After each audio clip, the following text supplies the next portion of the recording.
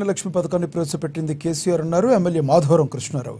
అధికారంలోకి వచ్చి 16 నెలలు అవుతున్నా హామీలు అమలు చేయడం లేదన్నారు. మేడ్చల్ జిల్లా కుక్కట్పల్లి నియోజకవర్గంలో కళ్యాణలక్ష్మి చెక్కులను పంపిణీ చేశారు ఎమ్మెల్యే మాధవరం. ఇచ్చిన హామీలను నెరవేర్చాలని ప్రజల తరపున నిరంతరం ప్రభుత్వాన్ని ప్రశ్నిస్తూనే ఉంటామన్నారు కృష్ణారావు.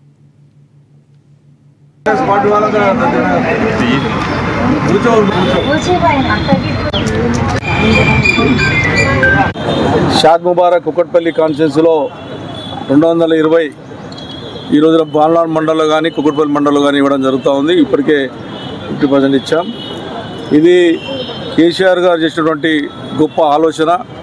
దేశంలో కూడా ఎక్కడ చేయనటువంటి గొప్ప ఆలోచనతో ఆ రోజున నిరుపేద బిడ్డలకు పెళ్లిళ్ళు చేసుకుంటే 51,000 వేయాలన్నటువంటి ఆలోచన చేశారు. దాని తర్వాత ప్రజలు సరిపోవట్లేమంటే 71,000 చేశారు. దాని తర్వాత మళ్ళీ ఆయనంతలో ఆయనే నిర్ణయం తీసుకొని సుమారుగా 1,116 రూపాయలు చేసి ఆ రోజు బ్రహ్మాండమైన స్కీమ్ కళ్యాణలక్ష్మి షాద్ ముబారక్ పెట్టారు.